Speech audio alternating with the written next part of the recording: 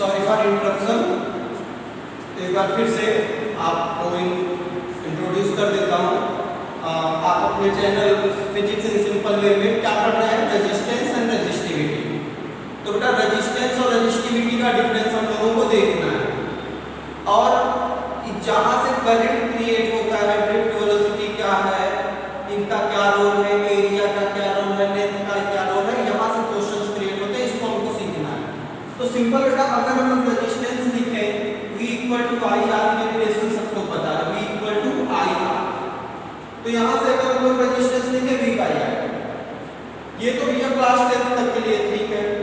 लेकिन अगर हम लोग कंपटीशन मेडिकल एग्जाम नीट का देना हो या 12th का आपको बोर्ड एग्जाम देना हो, तो उस समय जो हमको रेजिस्टेंस के क्वेश्चन आते हैं वो सिंपल V/R से काम नहीं चलेगा। क्या करना होगा, हमको देखना होगा मेटल्स के अंदर किस तरह से ड्रिफ्ट वेलोसिटी का रोल देखते हुए, या जो डिपेंडेंसी होती है रेजिस्टिविटी की, वो किस तरह से रिप्रेजेंट करते हैं। तो यहाँ पर मैंने कहा कि अगर हमारे पास एक मेटल्स है, उसको हम पोटेंशियल अप्लाई कर दें, उसके इलेक्ट्रॉन इस तरह से मोशन करने लगेंगे। रेजिस्टेंस लिखने के लिए पोटेंशियल अपॉन करंट, करंट जो होगा यहाँ पे उसको लिखेंगे V नाम। हमने कहा है याद करने का तरीका है, इस तरीके का यूज करके हम लोग इसको लिख सकते हैं। और V नाम भैया जो V है वो ड्रिफ्ट वेलोसिटी है, E इलेक्ट्रॉन है, N number of electron per unit volume and A area. अब इसको अगर हम लोग थोड़ा सा आगे ले जाए तो VD बेटा जो होता है, VD को हम in term of acceleration and relaxation time लिख रहे हैं। ये रिलैक्सेशन टाइम होता है बेटा, रिलैक्सेशन टाइम मतलब दो कोलिजन के बीच में लगने वाला समय। अब अगर इसे हम आगे बढ़ाएं तो ये हमें मिलेगा क्या, ये मिल जाएगा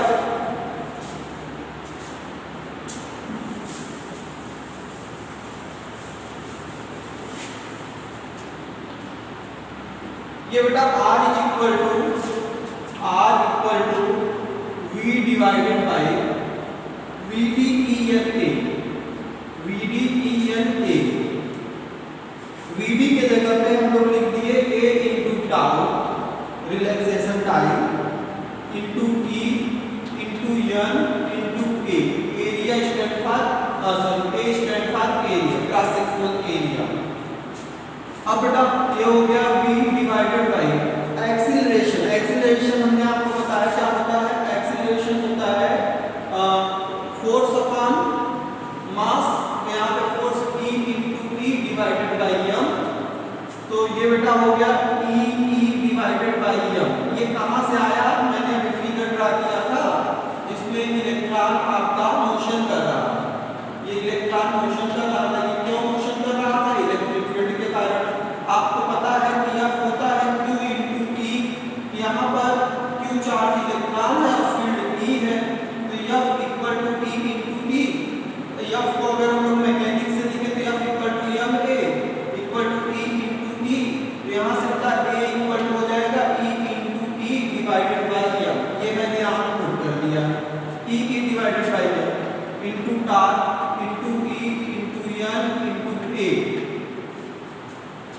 अच्छा m को क्या करो, ऊपर लेते जाओ, ये m ऊपर चला गया, m v हो गया डिवाइड बाय E, और E दो बार है, इसको लिख दिया E² into electric field into tau into n into A। चलिए अब इसके बाद इलेक्ट्रिक फील्ड को अगर हम लोग यहाँ इसका लेंथ L माने, L लेंथ माने, और पोटेंशियल और फील्ड का रिलेशन आपको मैंने बताया था, होता है बेटा dV equal to minus E dot dr। तो यहाँ से अगर आप लोग निकालेंगे माइनस E डॉट dr, यहाँ इसका मैग्नीट्यूड ले लीजिए, ये हो जाएगा dV equal to E dr cos theta. Minus sine का हट जाएगा, मैग्नीट्यूड ले लेंगे माइनस साइन हट जाएगा। अब cos थीटा, आप अगर इलेक्ट्रिक फील्ड इस डायरेक्शन में और लेंथ भी इसी डायरेक्शन में, तो जब इलेक्ट्रिक फील्ड और लेंथ ये dr की जगह पे L, E × L, और दोनों एक ही डायरेक्शन में मतलब cos 0, तो ये बेटा हो जाएगा EL। तो dV इक्वल टू हो जाएगा EL, तो E इक्वल टू क्या हो जाएगा dV/L। इसका मतलब बेटा अगर हम पोटेंशियल V अप्लाई किए हैं तो ये हो जाएगा यम V divided by E square into E के जगह पे क्या V by L into tau into N into A। यहाँ से बेटा V से V कैंसिल हो गया, L ऊपर चला जाएगा, ये हो जाएगा यम L divided by E square into tau into N into A। और ये हम लोग लिख क्या रहे हैं रेजिस्टेंस। अब आप थोड़ा सा ध्यान दीजिए, तो रेजिस्टेंस होता क्या है बेटा, रेजिस्टेंस होता है रो एल बाई ए, जो आप क्लास 10 से ही पढ़ते आए हैं। रेजिस्टेंस होता है रो एल बाई ए। तो यहाँ से आप देखो तो एल बाई ए तो यहाँ भी है, जो आपको रो के जगह पे दिखाई दे रहा है वो क्या दिखाई दे रहा है, m divided by e square tau n a. तो बेटा रो के जगह पे हमको दिखाई दे रहा है m by e square tau into n, e square tau into n. ये बेटा हमको दिख रहा है रो के जगह पे, मींस रेजिस्टिविटी के जगह पे। रेजिस्टिविटी को स्पेसिफिक रेजिस्टेंस करते हैं, याद रखिए। अच्छा, एक तरीका इसको और रिप्रेजेंट करने का यही से है, डेफिनेशन बन जाता है बेटा R equal to rho L by a. यहाँ से भी रेजिस्टिविटी का आप ऑब्जर्वेशन एक डेफिनेशन बनता है कि अगर किसी वायर की यूनिट लेंथ और यूनिट क्रॉस सेक्शनल एरिया की बात करें, unit length unit cross sectional area, अगर लेंथ 1 कर दे एरिया 1 कर दे तो ये बेटा R इक्वल टू रो हो जाएगा।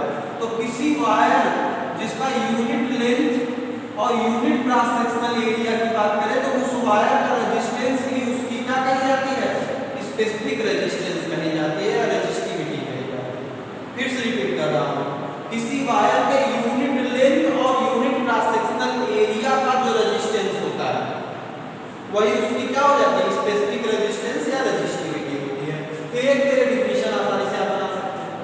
अच्छा, दूसरी बात यहाँ पर डिपेंडेंसी की बात करते हैं। देखो R हमारा किस पे डिपेंड किया, लेंथ ऑफ वायर पे डिपेंड किया।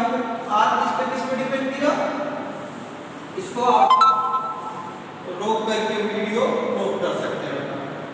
R डिपेंड किस पे किया, R डिपेंड किया लेंथ पर।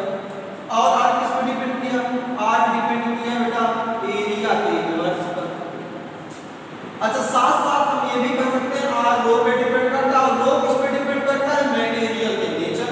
तो बेटा resistance also depend on nature of matter. ये तो हो गई बात। अच्छा, अब रो की बात कर लें, रो की बात कर लें तो रो बेटा किस पे डिपेंड करता हुआ दिखाई दे रहा है, तो रो दिखाई दे रहा है m divided by e square into tau into n. ये साफ साफ समझ में आ रहा है, यम क्या है बेटा, मास ऑफ इलेक्ट्रॉन, ई क्या है, चार्ज ऑन इलेक्ट्रॉन, टाउ क्या है बेटा, रिलैक्सेशन टाइम, और एन है electron per unit wire, electron density कर सकते हैं। तो ये बेटा ये सारी चीजें मटेरियल की प्रॉपर्टी में आती है।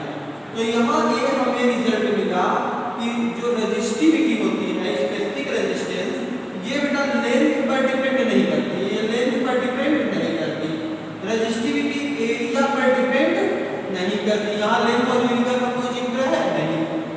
रेजिस्टिविटी डिपेंड किस पे करेगी, रेजिस्टिविटी बेटा मटेरियल के नेचर पर डिपेंड करेगी, और एक टर्म होता है टेम्परेचर पर डिपेंड करेगी। दो बात, एक टेम्परेचर पर और एक मटेरियल के नेचर पर। तो रेजिस्टिविटी बेटा एरिया और लेंथ पर डिपेंड नहीं करेगी, ये सिर्फ किस पर डिपेंड करेगी, मटेरियल के नेचर पर और टेम्परेचर पर डिपेंड करेगी।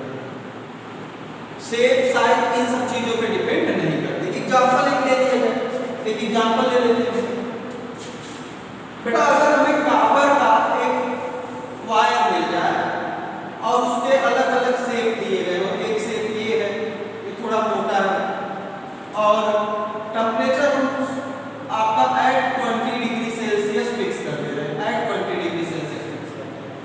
अब बेटा इसका एक कॉपर का एकदम पतला वायर ले लिए, एक थोड़ा मोटा वायर ले लिए। आप देख रहे हैं इसकी जो रेजिस्टेंस R डैश, इसका resistance R dash greater than R। उसके बाद बेटा एक हमने इसका क्यूब बना दिया, पूरा एक क्यूब बना दिया। एक इसका हम स्फेरिकल बाय पाई। अगर इन सब की रजिस्टिविटी रो 1 रो 2 रो 3 रो 4 मतलब सबकी रजिस्टिविटी बेटा अगर हम लोग बात करें तो सबकी रजिस्टिविटी सेम है। क्यों? क्योंकि मैंने टेम्परेचर फिक्स कर दिया और मटेरियल भी फिक्स कर दिया और इन रजिस्टिविटी सिर्फ दो बातों पे डिपेंड करती है, लेकिन रेजिस्टेंस इन सब का अलग है क्योंकि रेजिस्टेंस शेप और साइज पर डिपेंड करता है। याद रखने वाली बातें। चलिए अच्छा एक क्वेश्चन अगर एक एग्जांपल और ले लिया जाए, एक एग्जांपल ले लेते हैं बेटा। एक एग्जांपल है कि मान लो हमारे पास एक कॉपर वायर है, एक कॉपर का वायर है, इसका लेंथ हमने डबल कर दिया और इसका रेडियस भी डबल कर दिया। लेंथ इसका डबल कर दिया, रेडियस भी डबल कर दिया। ध्यान दीजिए तो इसके रेजिस्टेंस पर क्या फर्क पड़ेगा बताओ।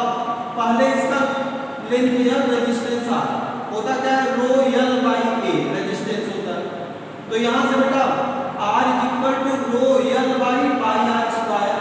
आप समझिए एरिया वायर अगर हम लोग ले रहे हैं तो वायर को अगर सामने से देखोगे, कट करके सामने से अगर वायर देखोगे तो सामने से वो गोला दिखाई देगा, तो उसका जो एरिया होगा वो पाई आर स्क्वायर। तो बेटा ये आपका इनिशियल रेजिस्टेंस। अच्छा बाद में क्या मिलेगा, r dash is equal to rho l के जगह पे बेटा 2l और एरिया के जगह पे pi 2r square and that is r dash is equal to rho into 2l divided by 4 pi r square 2 2 जा 4 that is 1/2 rho l by pi r square. ये देखो बेटा r और r डैश का relation मिल गया। r dash अगर हम यहां पे r लिख देंगे, ये r है तो हमें मिल क्या गया, r dash is equal to 1/2 into r मतलब रेडियस बेटा आधा हो गया। तो इसमें जो हमने एग्जांपल लिया था इसमें रेडियस आधा हो गया, रेडियस जस्ट हाफ हो जाएगा। और अगर रजिस्टिविटी की बात करें तो रजिस्टिविटी बेटा पहले जितना था उतना ही बात करेगा। तो हमें उम्मीद है कि रेजिस्टेंस और रजिस्टिविटी का डिफरेंस आपको समझ में आ गया होगा। रेजिस्टेंस बेटा length of wire and cross sectional area of the wire पे डिपेंड करता है। ओके और अगर बात करें शेप और साइज पे डिपेंड करेगा क्योंकि एरिया उसमें कंसीडर किया जाएगा। रजिस्टिविटी की बात करेंगे तो न लेंथ पे डिपेंड करेगा न तो क्रॉस सेक्शनल एरिया पे डिपेंड करेगा, दैट मींस कोई शेप और साइज पे डिपेंड नहीं करेगा, सिर्फ डिपेंड किस पे करेगा, मटेरियल के नेचर पर और टेंपरेचर पे। तो इस तरह से हम लोगों ने रेजिस्टेंस और रजिस्टिविटी क्या होती है सीख लिया। चलिए नेक्स्ट क्लास में हम आपको नया अगला कॉन्सेप्ट बताते हैं। ओके थैंक यू, पढ़ते रहिए।